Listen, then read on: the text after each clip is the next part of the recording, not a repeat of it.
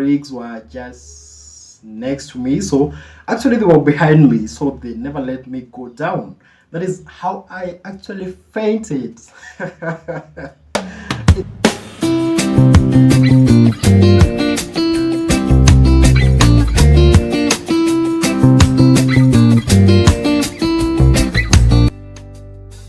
So hello, you welcome back to the Prince Medical TV. He's your guy, the Prince Kelvin 28, and welcome back to yet another episode.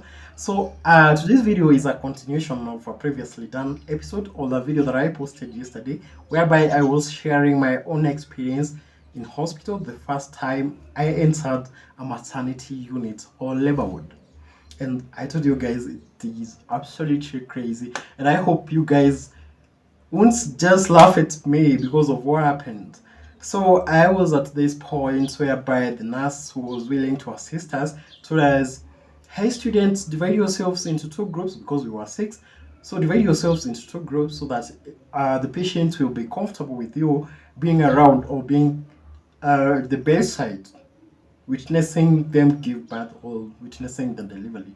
So my group was the first. So we walked in to the cubicle and I was really nervous because it was actually my first time, and the idea of a woman giving birth had not crossed my mind before, and I was really nervous and curious. I just wanted to see what really happens. So actually, this was just an ordinary day, just like other days. Life in campus sometimes is hard, and I would say it is difficult to be a student. So sometimes you just have to skip meals because maybe you broke or because you want to spare some cash for some stuff you want to do. So you skip some meals. So this was one of those days that I had skipped my meals.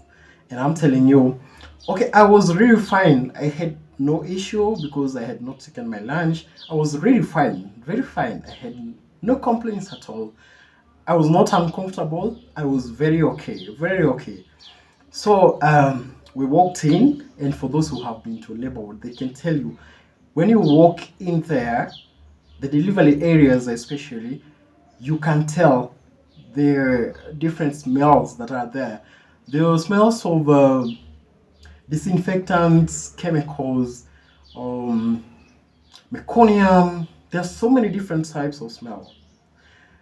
So when we walked in there, uh, the woman who was giving birth was really, I would say, I don't know how to say it, but she was really loud. She was making a lot of noise, not just because it is noise, but because of the contractions and the pain associated with those contractions. So we were there like, we were so nervous. We are students, we are first year students, and it is our first time to walk into labor ward. So we were like, so we don't even want to get near that woman. So we were like, so at that point, the woman was almost giving birth because the baby's head had already crowned. The contractions were really strong. That means she was really loud. She was making a lot of noise because of the pain related to the contractions. She was defecating because of the urge to push. So I was among the front lines because I wanted to really see everything. I didn't want any stuff to pass me.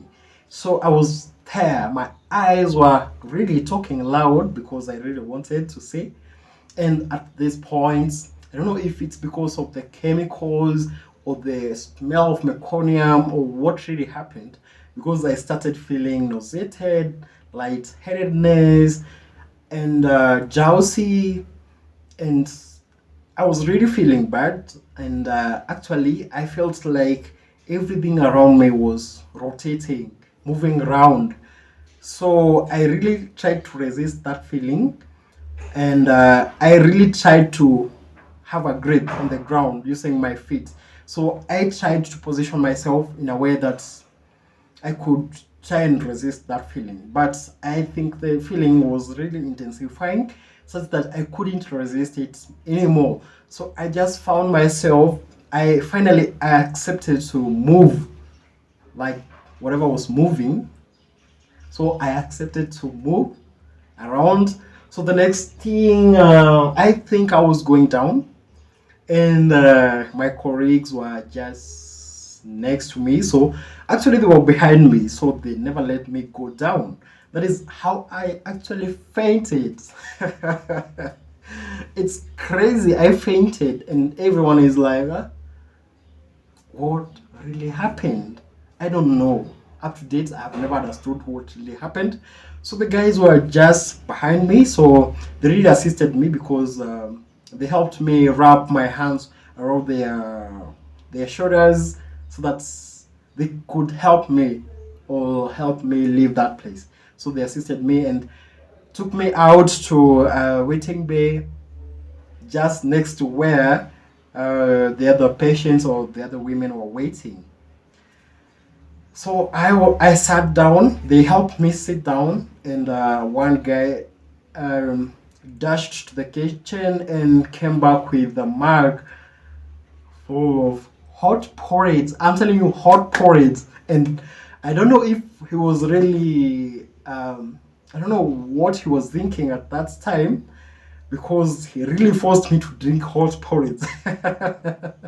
You can imagine hot porridge. Actually, that hot porridge made me wake up.